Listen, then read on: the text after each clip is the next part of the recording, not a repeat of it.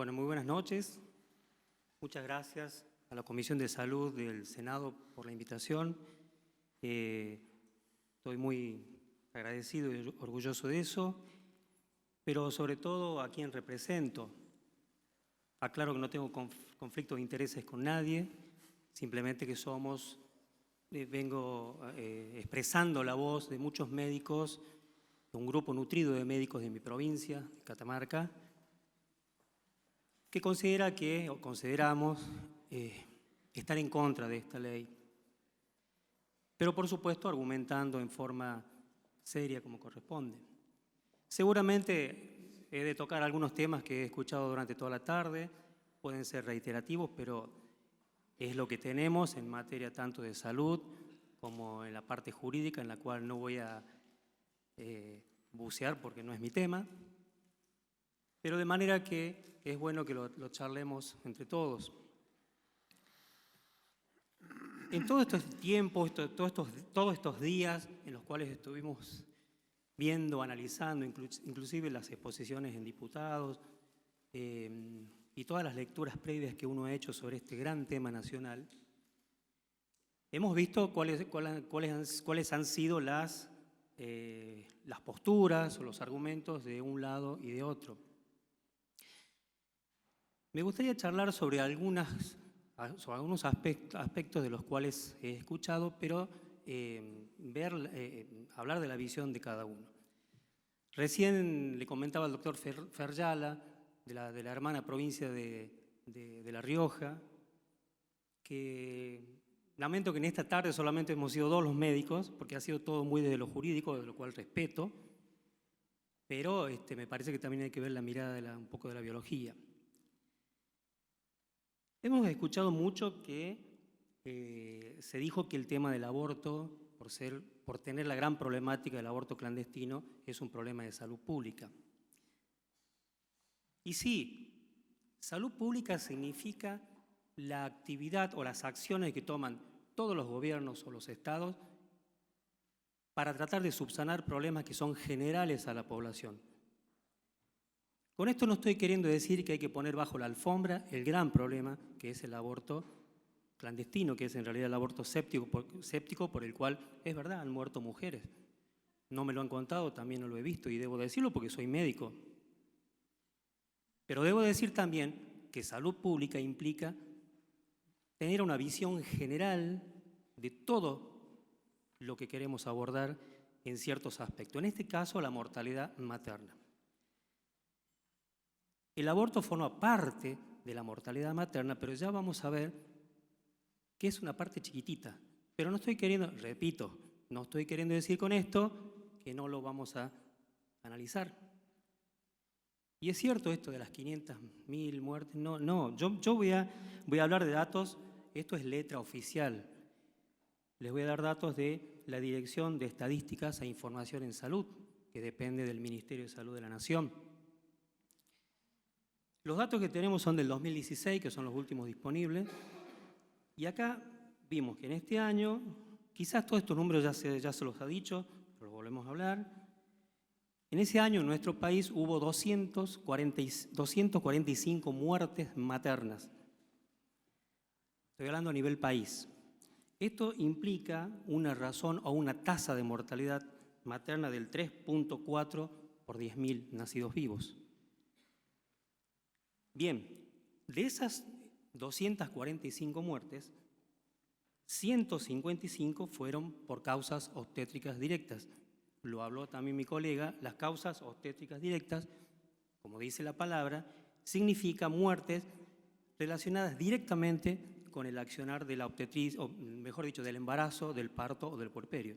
Sobre todo la hemorragia, principalmente, esto también se los debo contar, la hemorragia lamentablemente es una causa que puede matar una madre en cuestión de minutos.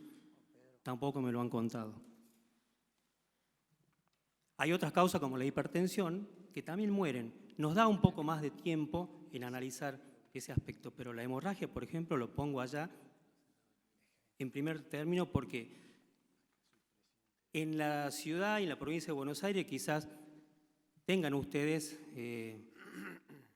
muchos niveles de atención que pueden ir desde uno sencillo hasta uno de muchísima complejidad, pero en las provincias, y sobre todo las del norte, tenemos ciertos centros que a veces, inclusive por las dificultades geográficas que tenemos, sobre todo en mi provincia, en nuestra provincia, senador, tenemos muchas barreras geográficas que a veces una madre se nos puede morir por déficit de transporte en tiempo y forma. Y esto no estoy hablando, no me interesa acá hacer valoraciones de tipo política, porque esto ha pasado a lo largo de los años, sea el gobierno que haya sido. Seguramente, estoy seguro que han mejorado mucho las acciones en ese sentido, pero todavía nos falta. La mortalidad materna, sobre todo por hemorragia, ha bajado, sí, pero todavía nos falta. Y ahí, queridos senadores, ahí me parece que hay, como decimos en el barrio, hay que quemar las naves.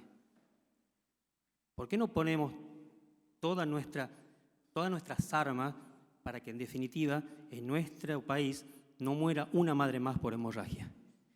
Que no muera por ninguna causa, quiero aclararlo nuevamente, pero hablo de la hemorragia porque para mí es el paradigma de la muerte materna.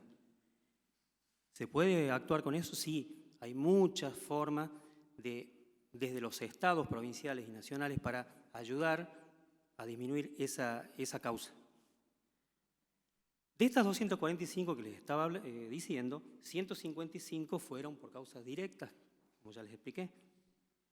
93 fueron indirectas. Esto significa una mujer que ya tenía una enfermedad crónica preexistente o una enfermedad general que fue agravada por estar embarazada. Supongamos una diabetes descompensada, una hipertensión o lo que fuere, que ha hecho que lamentablemente el embarazo actúe en contra en su salud. Y de estas 243, porque sigo con el número de las 245, 43 fueron a causa del aborto. Y quiero que les diga más, de esas 43, solo 9 murieron en establecimientos no oficiales o fuera de los hospitales. Entonces, podemos inferir que esas 9 de 245 posiblemente estén allí los abortos clandestinos. Ahora, si tengo que analizarlo desde el punto de vista de la salud pública, 9 muertes maternas sobre 245, que representan el 0.2 por 10.000 de las muertes generales de muerte materna, no me parece, queridos senadores, que sea considerado como de salud pública, sino que debe ser considerado dentro de las estrategias para disminuir la mortalidad general o la mortalidad de muertes maternas. ¿Se entiende el concepto? En todo caso, me cabría una pregunta. ¿La muerte de seres en gestación a causa del aborto no es considerado un problema de salud pública para los impulsores del proyecto? Por lo tanto, direccionar los gastos, direccionar todos nuestros esfuerzos en las muertes maternas generales, creo que sí es actuar en salud pública. Y acá hago un paréntesis donde yo les puedo plantear, el que hace obstetricia o ginecología lo sabe. Hay unas estrategias que no es invento de uno, no estamos inventando la pólvora. Esto viene ya inclusive de la Organización Mundial de la Salud, que son las estrategias CONE, condiciones obstétricas y neonatales esenciales. Voy de nuevo al concepto. Quizás en la Ciudad de Buenos Aires haya muchos hospitales que cumplen esas premisas, pero ¿qué dicen las estrategias CONE? Que un hospital, para estar bien medianamente dotado y para ayudar a disminuir las muertes maternas, tiene que tener por lo menos algunas cosas. Tener algún obstetra que haga un parto y pueda hacer una cesárea, un pediatra o un neonatólogo que pueda recibir a ese niño, que tenga sangre segura, que tenga medios de transporte en tiempo y forma y que tenga un sistema de comunicación adecuado. Estoy hablando de 4 o 5 cosas que no son demasiadas complicadas si las analizamos. Ahora, acá están todos los senadores que representan en partes iguales a todas las provincias. Me gustaría que analicemos, los senadores sobre todo del interior, cuántos hospitales públicos, no los principales, sino los del interior profundo, tienen estas condiciones CONE. Creo que muy poquitos. En mi provincia solamente uno, pero es el Hospital Intersonal Central, que es la Maternidad 25 de Mayo, que es provincial, a donde se derivan todos estos problemas. Y volvemos con esas barreras geográficas que hablábamos recién y otras más. Pero me gustaría que por lo menos 2 o 3 hospitales del interior profundo, por lo menos de mi provincia, tuviera esas estrategias CONE. Y estoy seguro, no es un invento mío, estoy seguro que la mortalidad materna va a seguir bajando. Pero no solamente por aborto, sino por hemorragia, por hipertensión y por todo lo demás que significa muerte materna por causa directa.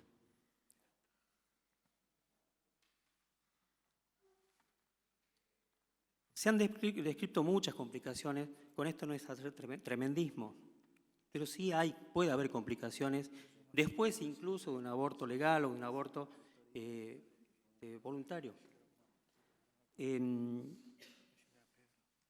Se han descrito aumentos de casos de infertilidad, abortos espontáneos inclusive hasta un 10%, algunas perforaciones uterinas, y hasta un 30% de mujeres pueden requerir internación.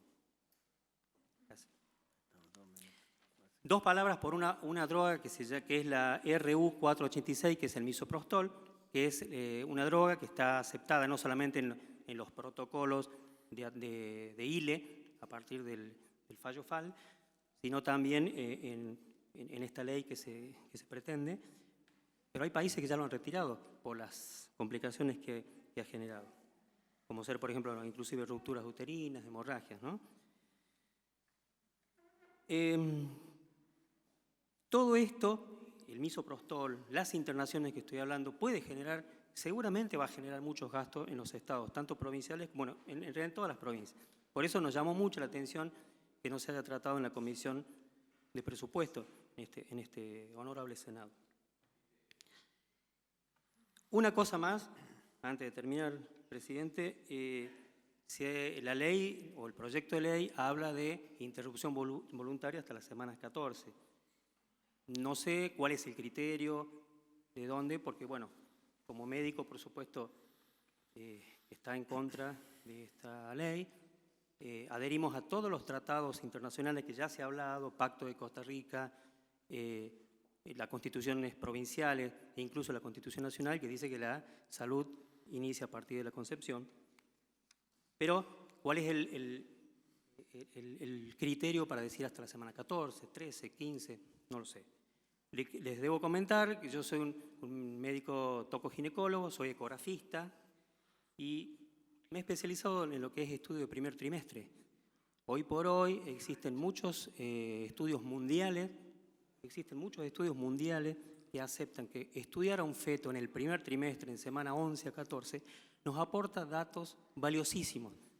Pero aporta datos valiosísimos para ver qué va a pasar con ese niño hasta los 9 meses.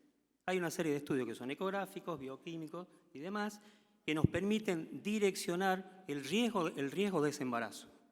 Los que tienen alto riesgo irán a atención especializada y los que no pueden seguir siendo atendidos por efectores de atención primaria inclusive.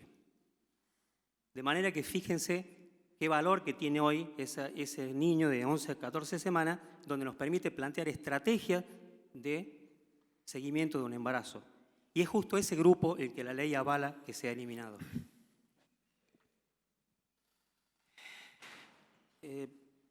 Ya para terminar, porque estamos escasos del tiempo, por último solamente mencionar una sola cosa, esto ya es meterme en lo jurídico, pero hay un diputado de mi provincia que va a presentar, o ya presentó allá en Catamarca, a que los senadores revean que la letra como está es pasible de ser tomada como inconstitucional, porque dice inclusive que pueden estar habilitados para tratar la despenalización, pero no tiene injerencia en salud pública de cada provincia.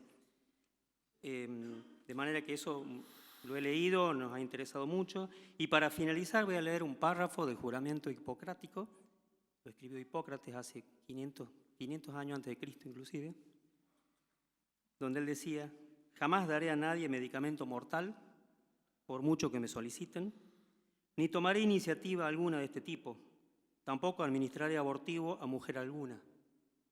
Por el contrario, viviré y practicaré mi arte de forma sana y pura. Muchas gracias. Gracias, doctor. Senadora Nancy González. Ha prometido una pregunta cortita. No, tampoco una pregunta. Muchas gracias por la exposición. No es una pregunta, muy cortito por el horario.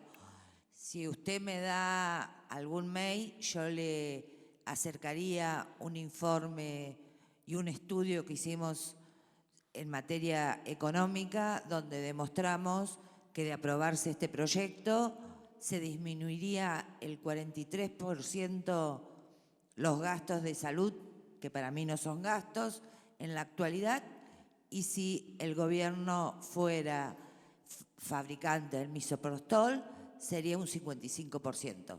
Yo le acercaría. Con mucho Muchas gusto. gracias por Me la encantaría. exposición. Senadora Elías. Cortito. Quiero salir de una duda.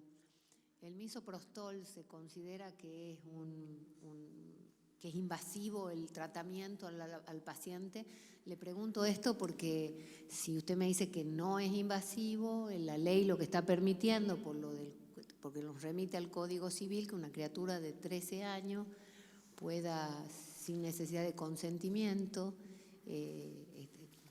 poder acceder a esta práctica. Por eso, y es algo que no terminan nunca de contestarnos.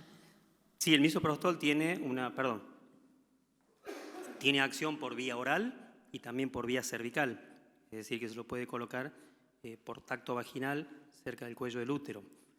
Lo que se está haciendo en los protocolos yo soy objetor, pero lo que se hace en los protocolos es darle a las pacientes medicación en vía oral reglada, y eso genera un efecto de contractilidad uterina, reblandecimiento, borramiento y dilatación del cuello hasta la expulsión del producto, y después llegan a las guardias como si fuera un aborto natural, pero en realidad fue inducido antes por el protocolo.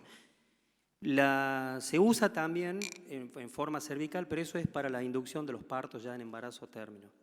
No sé si la pregunta... Bien. Muchas gracias, doctor Varela. Gracias. Agradecemos su exposición.